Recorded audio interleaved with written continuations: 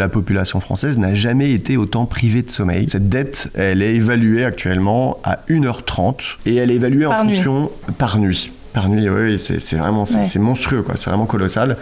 Donc, il y a à peu près 50 ans, les bulletins épidémiologiques montraient qu'on dormait en moyenne 8h30 et maintenant on est plutôt à 7h.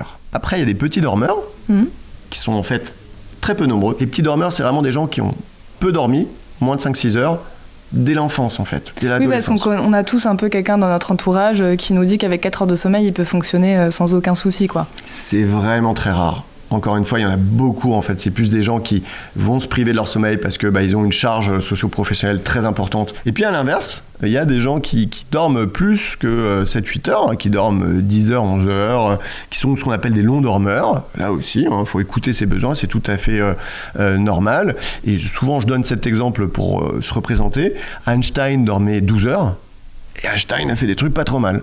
En général, on estime, ça c'est un point qui est important, on estime son besoin de sommeil et sa durée totale de sommeil après 15 jours de vacances, parce que les 15 premiers jours, on récupère un peu en fait. On est un peu tous en privation de sommeil. Et là, sans contrainte, en étant libre, on va pouvoir estimer quelle est la durée de son sommeil naturel.